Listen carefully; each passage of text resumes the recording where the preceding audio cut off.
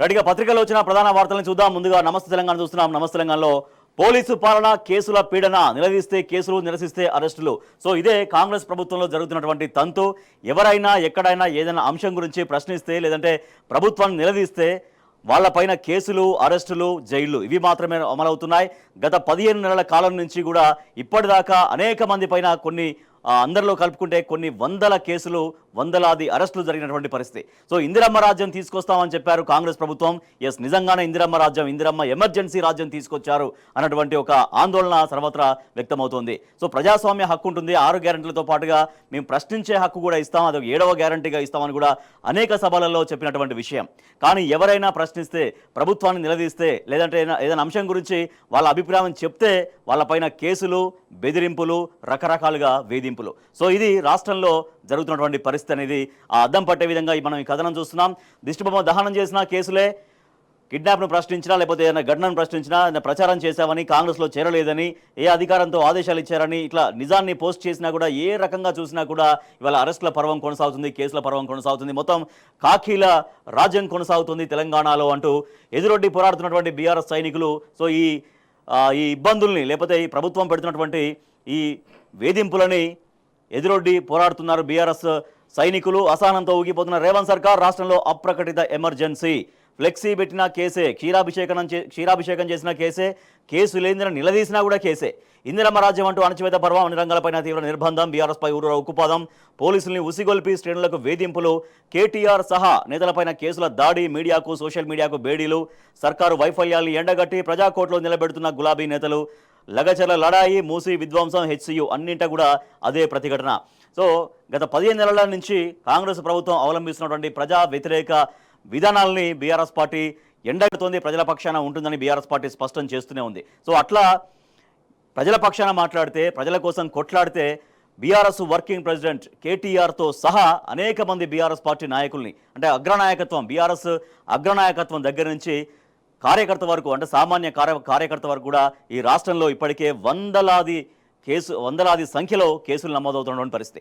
So అంటే ప్రజాస్వామ్య హక్కు కల్పిస్తామన్నారు, అంటే ప్రశ్నించే హక్కు కల్పిస్తామన్నారు, ప్రశ్నించే గొంతుకల్ని మేము అణచివేయమని చెప్పారు. సో ఇందిరమ్మ రాజ్యం తీసుకొస్తామన్నారంటే ఇందిరమ్మ ఎమర్జెన్సీ రాజ్యం తీసుకొచ్చారు. ఎస్, నిజమే, కాంగ్రెస్ వాళ్ళు చెప్పిన మాట నిజమే అంటూ ఇవాళ తెలంగాణ ప్రజలు నిర్ధారణకు వస్తున్నటువంటి పరిస్థితి అంటూ మనం చూస్తున్నాం. దాంతోపాటుగా రజతోత్సవ సభపైన సర్కారు పన్నాగం, బీఆర్ఎస్ వేడుకను అడ్డుకునే కుతంత్రం, నెలపాటు ర్యాలీలు, సభలపై నిషేధం, ఏప్రిల్ 6 నుంచి మే 5 వరకు అమలు, వరంగల్ పోలీస్ కమిషనర్ ఉత్తర్వులు, కమిషనరేట్ పరిధిలో సిటీ పోలీస్ యాక్ట్ అనేది మనం చూస్తున్నాం. ఎస్, బీఆర్ఎస్ పార్టీ రజతోత్సవాన్ని ఒకటి తలంచింది, ఒకటి ఏర్పాటు చేసుకుంటుంది. అది హన్మకొండ జిల్లా ఎల్కతుర్తిలో ప్రణాళికలు వేసుకుంటుంది, ప్లాన్స్ వేసుకుంటుంది. సో దాంతో ఎట్టి పరిస్థితుల్లో బీఆర్ఎస్ రజతోత్సవ సభ జరగకూడదు అంటూ ఇవాళ ప్రభుత్వం భావించి ఏకంగా అక్కడ ఉత్తర్వులు జారీ చేశారు. అక్కడ కమిషనర్ నిషేధం, అంటే సభలు కానీ, ర్యాలీలు కానీ, ఇంకా ఎటువంటి ప్రోగ్రామ్స్ కానీ నెల రోజుల పాటుగా, అంటే ఏప్రిల్ 6 నుంచి మే 5 వరకు, అంటే నిన్నటి నుంచి మే 5 వరకు మొత్తం 1 మంత్ అక్కడ ఎటువంటి సభలు లేవు అనేది.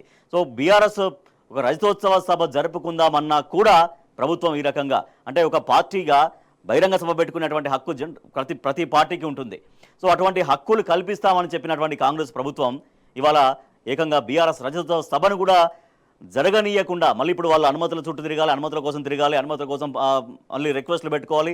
ఇదంతా అంటే సాఫీగా ఒక బహిరంగ సభ కూడా నిర్వహించుకునే పరిస్థితి ఈ ప్రభుత్వంలో లేదు అనేది చాలా క్లియర్గా అర్థమవుతున్నటువంటి పరిస్థితి. సో రజతోత్సవ సభకు సంబంధించినటువంటి ఆ వేడుకల పైన కూడా దాన్ని అడ్డుకునేటువంటి కుతంత్రం సాగుతుంది. బీఆర్ఎస్ 25 ఏళ్ల ప్రస్థానాన్ని అద్భుతంగా ఆవిష్కరించే మహత్తర ఘట్టంపై కాంగ్రెస్ ప్రభుత్వం కుయుక్తులకు తెరలేపింది. ఏప్రిల్ 27న జరగనున్న బీఆర్ఎస్ రజతోత్సవ మహాసభను అడ్డుకునేందుకు రాష్ట్ర ప్రభుత్వం కుట్రలు తీవ్రతరం చేసింది. హన్మకొండ జిల్లా ఎలకతుర్తిలో లక్షలాది మందితో తలపెట్టిన రజతోత్సవ మహాసభ నిర్వహణకు ఏర్పాట్లు మొదలయ్యాయి. సో దీంతో ఎప్పుడైతే ఏర్పాట్లు మొదలయ్యాయో ఇంకా ఆ రజతోత్సవ సభని డిస్టర్బ్ చేయాలి, దాన్ని జరగకుండా చూడాలనేటువంటి పన్నాగం రాష్ట్ర ప్రభుత్వం పండింది అనేది చాలా స్పష్టంగా తెలుస్తోంది. బీఆర్ఎస్ పార్టీ అదే చెప్తోంది, మమ్మల్ని కావాలని వేధిస్తోంది అంటూ. సో ఇందాక మనం చూసినట్టుగా ప్రశ్నిస్తే సంకెళ్ళు వేసే పరిస్థితి ఉంది. అనేక చోట్ల బీఆర్ఎస్ సైనికుడిపై సర్కారు కక్ష కట్టింది. సో మనం చూడొచ్చు, ఇక్కడ విజువల్స్ కూడా, ఫొటోస్ కూడా మనం చూడొచ్చు. అనేక మంది కేసులతో ఇబ్బంది పడుతున్నటువంటి వాళ్ళు మనం చూస్తున్నాం. దారిలోకి రాలేదని కుటుంబానికి శిక్ష, వరంగల్లో బీఆర్ఎస్ నేత రంజిత్ రెడ్డిపై రేవంత్ రెడ్డి సర్కారు పర్వం లీడర్ను దెబ్బ కొట్టేందుకు క్యాడర్ టార్గెట్, తల్లి అక్క పైన అక్రమ కేసుల బనాయింపు, పెద్దల ఆదేశాల శిరోధార్యంగా పోలీసులు కరోనా కాలంలో చనిపోయిన వ్యక్తి పైన కూడా కేసులు పెడుతున్నటువంటి పరిస్థితి. సో వాళ్ళు ఎవరిపైననే సరే కేసులు పెట్టాలి, వాళ్ళని వేధించాలి, వాళ్ళని ఇబ్బందులకు గురి చేయాలి. ఎత్తిన గొంతుల్ని నొక్కేస్తున్న కాంగ్రెస్ ప్రభుత్వం, కేటీఆర్ సహా క్యాడర్ వరకు వందలాది ఎఫ్ఐఆర్లు, సోషల్ మీడియాలో సైతం ప్రశ్నించే హక్కు కాలరాత, అక్కస్తోనే ఎఫ్ఐఆర్ నమోదు చేస్తున్నారు. ఇప్పటికే వందల కేసులు పెట్టిన రేవంత్ సర్కార్ కొంతం దిలీప్ పైన 12, గౌతమ్ పైన 8 కేసులు నమోదు. సోషల్ మీడియా యాక్టివిస్టులే లక్ష్యంగా వేధింపులు సాగుతున్నాయి. సో మనం డీటెయిల్గా మనం ఇక్కడ చూడొచ్చు కేసుల వివరాలు. సో బీఆర్ఎస్ పార్టీ అగ్రనాయకులు అయినటువంటి బీఆర్ఎస్ పార్టీ వర్కింగ్ ప్రెసిడెంట్ అయినటువంటి కేటీఆర్ పైన కూడా కేసుల వివరాలు, మరో అగ్రనాయకులు హరీష్ రావు పైన కేసుల వివరాలు మనం చూడొచ్చు. 2024 ఆగస్టు 21 తర్వాత అక్టోబర్ 14, 2025 మార్చి 15, 2025 మార్చి 25, 2025 మార్చి 25, 2025 మార్చి 25 ఎఫ్ఐఆర్లు సైఫాబాద్ పోలీస్ స్టేషన్లో, ఉట్కూరు పోలీస్ స్టేషన్లో, మొయినాబాద్, నకరేకల్.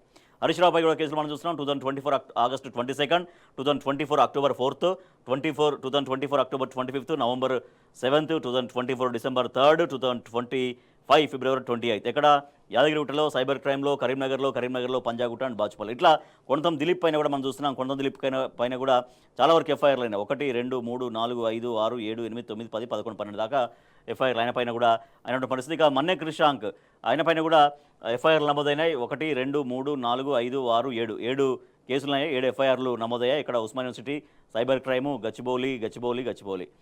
సో అశోక్ రెడ్డి పైన, తర్వాత గౌతమ్ పోతగోని పైన, నల్లబాలు పైన కూడా కేసులు నమోదైనటువంటి పరిస్థితి. అంటే ప్రశ్నిస్తే ఏదైనా ప్రభుత్వం యొక్క వైఫల్యాల్ని ఎండగడితే, ఆ రకమైనటువంటి పోస్టులు పెడితే అటు వ్యక్తులని, సోషల్ మీడియాని టోటల్గా టార్గెట్ చేస్తూ వాళ్ళపైన కేసులు, ఎఫ్ఐఆర్లు, జైలు. సో ఇదే తంతు నడుస్తోంది. ఎవరైనా మాట్లాడినా కూడా వాళ్ళపైన నేరుగా కేసులు పెట్టడం, ఎఫ్ఐఆర్లు చేయడం, జైలుకి పంపించడం. సో ఇదే ప్రజాస్వామ్యం అందిస్తామని చెప్పినటువంటి కాంగ్రెస్ ప్రభుత్వ వైఖరి ఇదేనా? ప్రజాపాలన అందిస్తామని వచ్చినటువంటి కాంగ్రెస్ ప్రభుత్వ వైఖరి ఇదేనా? ఇందిరమ్మ రాజ్యం తీసుకొస్తామన్నారు. ఎస్, మీరు చెప్పినట్టే ఇందిరమ్మ రాజ్యం తీసుకొచ్చారు, కానీ ఎమర్జెన్సీ రాజ్యం తీసుకొచ్చారు, ఒక అప్రకటిత ఎమర్జెన్సీ రాజ్యం తీసుకొచ్చారు అంటూ ఇలా బీఆర్ఎస్ కావచ్చు, తర్వాత పరిశీలకులు కావచ్చు, తెలంగాణ సమాజం కావచ్చు ఈ రకంగా అభిప్రాయపడుతుంది. ఎస్, అప్పుల ప్రధాని మోడీ, ఆయన హయాంలోనే ఎక్కువగా రుణగ్రస్తమైన భారత్ 11 నెలల వ్యవధిలో ఏకంగా 130 లక్షల కోట్ల రుణాలు. మొత్తంగా 185 లక్షల కోట్లకు చేరిన కేంద్ర ప్రభుత్వ అప్పు, జీడీపీలో రుణం వాటా 57%, ఒక్కో నెత్తిపైన 1.27 లక్షల అప్పు. గణాంకాలతో సహా కుండ బద్దలు కొట్టిన AI chatbot Grok. Yes, Grok ఇక సంచలనాలు సృష్టిస్తూనే ఉంది.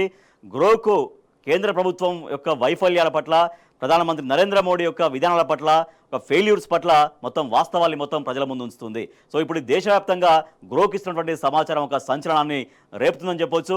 సో దాంట్లో భాగంగానే అనేక రంగాల్లో ఇప్పుడు 2 కోట్ల ఉద్యోగాల కల్పన విషయం దగ్గర నుంచి మేక్ ఇన్ ఇండియా ఎట్లా ఫెయిల్యూర్ అయింది, తర్వాత ప్రజలకు అనేక వాగ్దానాలు ఇచ్చారు, ఆ వాగ్దానాలు కూడా ఏ ఒక్కటి కూడా ప్రజల దాకా చేరకపోయిన వైనం గురించి కావచ్చు, తర్వాత బ్లాక్ మనీ అంటే నల్లధనం తీసుకొస్తాం, విదేశాల్లో ఉన్నటువంటి నల్లధనం తీసుకొస్తామని ఆ మధ్యలో డిమానిటైజేషన్ చేసి పెద్ద నోట్ల రద్దు చేసి దాని ఫలితాలు కూడా ఎక్కడా ప్రజలకు చేరలేదనేటువంటి విషయాలు. ఇవాళ అన్ని విషయాల్ని గ్రోక్ మొత్తం బట్టబయలు చేస్తోంది. సో దాంట్లో భాగంగానే, దాని కొనసాగింపుగానే ఇవాళ అప్పుల గురించి గ్రోక్ని ప్రశ్నిస్తే గ్రోక్ నెవ్వెరపోయేటువంటి సమాధానాలు ఇస్తోంది.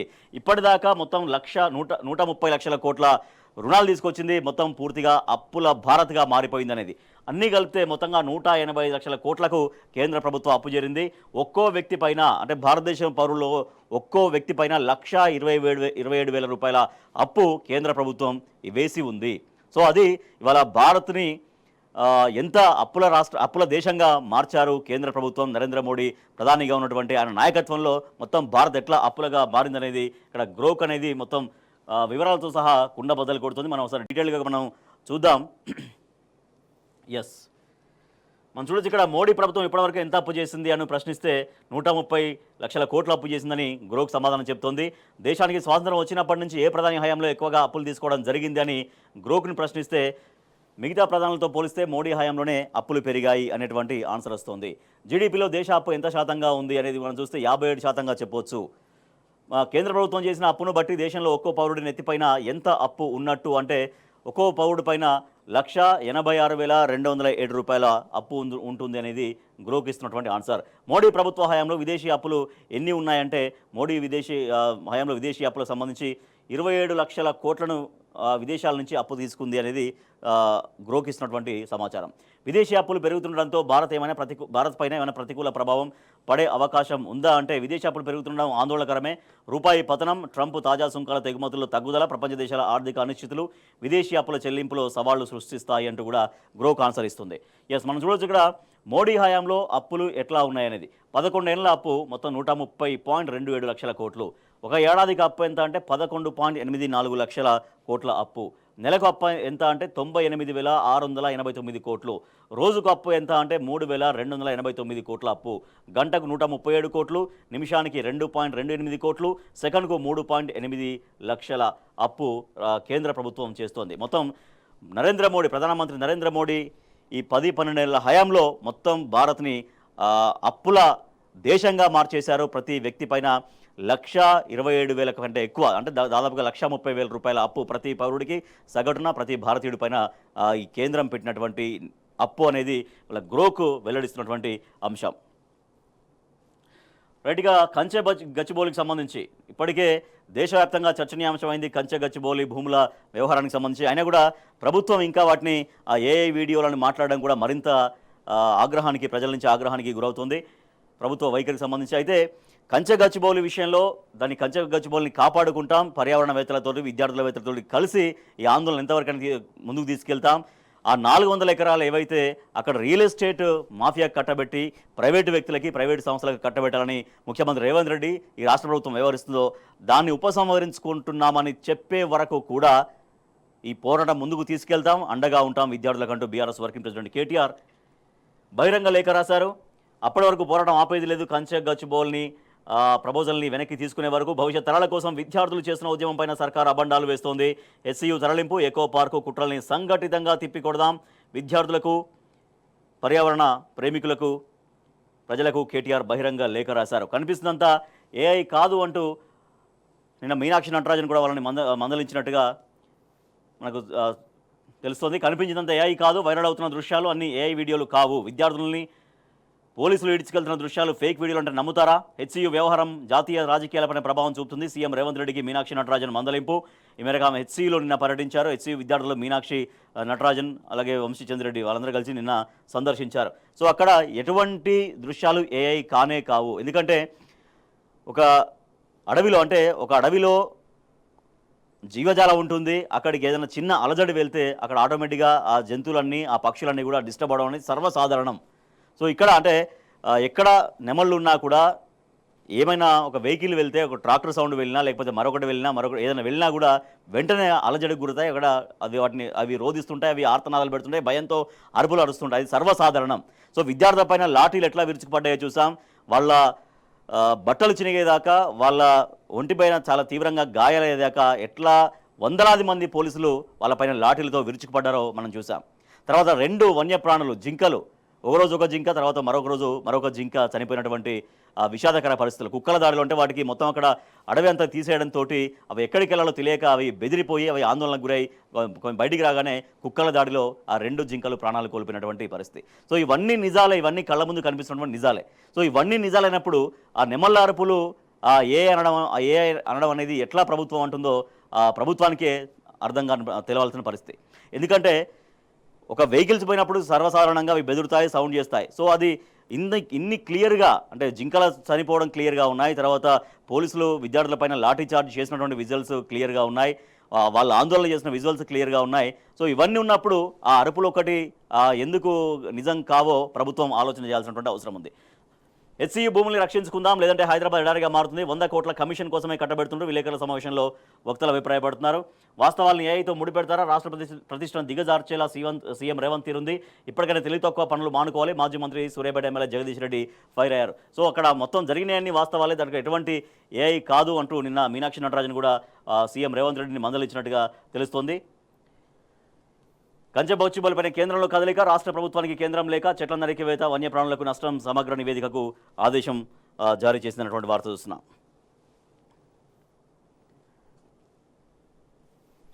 రైట్, ఇక ఆ అడవిపై అయోమయం, మంత్రిదో మాట, కలెక్టర్ది మరొక మాట. దేవనూరు అడవికి జూ పార్క్ తరలింపు. ఇటీవల మంత్రి కొండా సురేఖ ప్రకటన, ప్రైవేటు వ్యక్తులకు ఇచ్చేలా కలెక్టర్ ఆదేశాలు. అటవీ శాఖ అడ్డుకుంటున్నా కూడా దక్కని ఫలితం. దేవనూరు కబ్జాకు కడియం యత్నం, కూతురు కావ్య అల్లుడితో కలిసి కుట్ర, సిట్టింగ్ జడ్జితో విచారణ జరిపించాలి, బీఆర్ఎస్ పక్షాన న్యాయ పోరాటం చేస్తామంటూ మాజీ ఉప ముఖ్యమంత్రి టి రాజయ్య స్పష్టం చేస్తున్నారు. ఎమ్మెల్యే అయ్యాక కడియం శ్రీహరి ఆయన బిడ్డ అల్లుడు తన బినామీల పేరిట 2,000 ఎకరాల దేవేంద్ర అటవీ భూమిని అక్రమంగా దోచుకునేందుకు ప్రయత్నిస్తున్నారంటూ ఉప ముఖ్యమంత్రి రాజయ్య ఆరోపిస్తున్నారు. సో అడవి పైన అంటే ఎక్కడ అడవి ఉంటే ఆ అడవి భూమిని కబ్జా చేసేందుకు రాష్ట్ర ప్రభుత్వంలోని కొంతమంది పెద్దలు ప్రయత్నాలు చేస్తున్నారంటూ ఈ వార్తగా మనం చూస్తున్నాం. ఇసుక గ్రూప్ 1 సంబంధించి చూస్తే జనరల్ ఎస్ఏలో టాపర్ను దాటేసి నాన్ తెలుగు మీడియం అభ్యర్థికి 97.5 మార్కులు. గ్రూప్ 1 లీడర్లు ఇంతింత కాదయా, టాపర్కు వచ్చింది కేవలం 65.5 మార్కులే. పేపర్ల మూల్యాంకనంలో మరో విచిత్రం, తెలుగు మీడియం అభ్యర్థులకు అన్యాయం. వెలుగు చూస్తున్న గ్రూప్ 1 మెయిన్స్ లోపాలు. టీజీపీఎస్సీ గ్రూప్ 1 మెయిన్స్ మూల్యాంకనంలో ఒక్కొక్కటి చొప్పున లోపాలు వెలుగు చూస్తున్నాయి. జనరల్ ఎస్ఏ పేపర్లో టాపర్కు మించి ఓ అభ్యర్థికి మార్కులు వేసిన గుట్టు తాజాగా బయటపడింది. ఆ అభ్యర్థి కూడా తెలుగు మీడియం అభ్యర్థి కాకపోవడం గమనార్హం.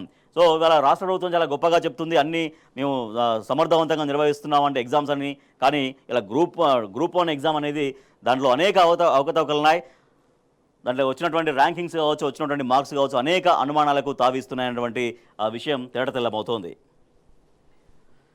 రైట్, ఇక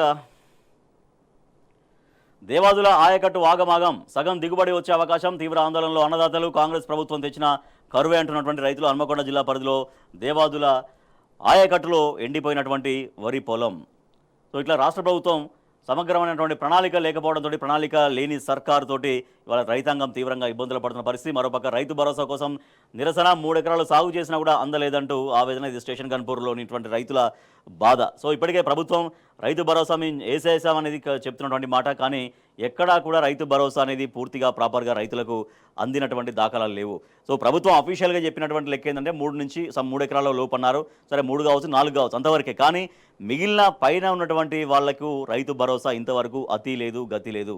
అవి రైతు భరోసా అనేది పంట పెట్టుబడి సాయం పంటకు ముందే కల్పించాలంటూ రైతు బంధు అనే పథకాన్ని దేశంలోనే ఎక్కడ లేని విధంగా ఆనాడు వినూత్నంగా ఆలోచన చేసి నాడు ముఖ్యమంత్రి కేసీఆర్ తీసుకొచ్చారు.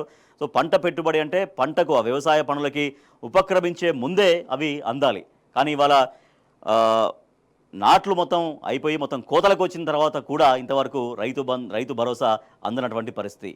సో ఇంకా ఏవైతే ప్రభుత్వం చెప్తుందో 3-4 ఎకరాల వాళ్ళకు వేసామని, సో వాళ్లకు కూడా చాలామందికి రైతు భరోసా పడలేదు. ఎవరైనా ఎకరం తర్వాత 2-3 ఎకరాల తర్వాత గుంటలు ఉంటాయి కదా, ఆ గుంటలు దాన్ని కట్ చేసి కొన్ని ఎకరాలకు వరకు మాత్రమే కొంతమందికి పడ్డటువంటి వైనం. బోరు ఇంకింది, పొలం ఎండింది. సో భూగర్భ జలాలు లేక బోరు ఇంకిపోవడం, పొలం ఎండిపోయిన తోటి పశువులకు మేతగా వేసినటువంటి పరిస్థితి. భూగర్భ జలాలు పెంచేటువంటి కార్యక్రమం కూడా ప్రభుత్వం దగ్గర ఉంటుంది, కానీ చెరువుల్ని పూర్తిగా నింపడం ద్వారా ఆ పని చేయొచ్చు. కానీ ప్రణాళిక లేకపోవడంతో, చెరువులలో నీళ్ళు లేకపోవడంతో భూగర్భ జలాలు మొత్తం అడగట్టిపోయిన పరిస్థితి. పచ్చిరొట్ట విత్తనాలు ఇవి రైతులకు అందుబాటులో లేని విత్తనాలు. గత ఏడాది మాదిరిగానే ఈసారి కూడా గందరగోళం. సీడ్ కార్పొరేషన్లో నిధుల కటకట, టెండర్ వేసేందుకు ముందుకు రాని వ్యాపారులు. రైట్, ఇక మరొక వార్త చూస్తే గోదావరి రివర్ బోర్డుకు సంబంధించి జీఆర్ఎంబీ కర్ర పెత్తనం, అధికారులను నియమించే హక్కు లేదట, డిప్యుటేషన్ల పొడిగింపు నొప్పుకోరట, ఈఎన్సీ ఆదేశాలకు విలువ ఇవ్వని వైనం. బోర్డులోని రాష్ట్ర అధికారులపైన మెంబర్ సెక్రటరీ వేధింపులు, అలవెన్స్ల పేరిట అడ్డగోలుగా బోర్డు సొమ్ము స్వాహా. ఫిర్యాదు చేసినా పట్టించుకొని కేంద్రం. చోద్యం చూసిన రాష్ట్ర ప్రభుత్వం విధులు నిర్వహించలేమంటున్న తెలంగాణ అధికారులు. నేడు జలసౌదాలో Godavari river board management board సమావేశం కాబోతోంది. మరోపక్కగా ఉపాధి పనులకు సంబంధించి కూడా మరొక వార్త చూస్తే పరిహారం తేలకుండానే పంపిణీకి ఏర్పాట్లు, రైతులు వ్యతిరేకిస్తున్నా కూడా వెనక్కి తగ్గని ఎన్హెచ్ఏఐ. సొమ్మును కోర్టులో జమ చేసి భూములు స్వాధీనం చేసుకునేందుకు సన్నాహాలు. మరో లగచర్లలాగా మారనున్న RRR భూసేకరణ. సో RRR భూసేకరణ విషయంలో కూడా చాలా తీవ్రంగా అక్కడ వ్యతిరేకిస్తున్నారు భూసేకరణకు సంబంధించి. సో వాళ్ళని కూడా ఒప్పించే ప్రయత్నం ప్రభుత్వం చేయట్లేదు. వాళ్ళ దగ్గర కూడా బలవంతంగా భూములు లాక్కునే ప్రయత్నం చేస్తుంది. గతంలో లగచర్ల రైతుల దగ్గర నుంచి బలవంతంగా భూములు లాక్కుంటే ఏం జరిగిందో మొత్తం మన రాష్ట్రమే కాదు, మొత్తం దేశం అంతా కూడా చూసింది. ఎందుకంటే వాళ్ళ పోరాటం ఢిల్లీ స్థాయి చేరింది కాబట్టి మళ్ళా అటువంటి లగచర్ల చేసే ప్రయత్నం జరుగుతోంది అంటూ ఇక్కడ మనకు చూస్తున్నాం. ఇక్కడ రైతులు తీవ్రంగా వ్యతిరేకిస్తున్నారు. పనికి తగిన కూలీ ఏది అని ఒక వార్త చూస్తే ఉపాధి హామీ కూలీల శ్రమ దోపిడీ, 307 రూపాయల వేతనం పెంపుతో ఒరిగేదేమీ లేదు. నిరుడు సగటున దక్కింది 271 మాత్రమే. ప్రభుత్వం గొప్పల కోసమే కూలీ పెంపు నిర్ణయం, పని పరిమాణం తగ్గిస్తేనే కూలీలకు ప్రయోజనం అని ఈ వార్త చూస్తే ఎస్ఎల్బీసీ ఏం చేద్దాం, బైపాస్ టన్నెల్ నిర్మాణం అసాధ్యం, ఆడిట్ ఏర్పాటు అంత సులువేమీ కాదు, అదనపు ఖర్చు మరింత సమయం, ప్రభుత్వానికి తేల్చి చెప్పినటువంటి నిపుణులు. Telangana today loan burden, government on sticky wicket, Kanche Gachibowli land mortgaged to raise 10,000 crores if Supreme Court declares it forest land, loan has to be cleared. అంటే రాష్ట్ర ప్రభుత్వం దాన్ని పెట్టి ఒక 10,000 కోట్లు ప్రాథమికంగా తీసుకునేటువంటి ప్రయత్నం చేస్తోంది అనేది ఈ వార్త చూస్తున్నాం కంచె గచ్చిబౌలి భూముల విషయంలో. రైట్, ఇవి పత్రికల్లో వచ్చినటువంటి ప్రధాన వార్తలు.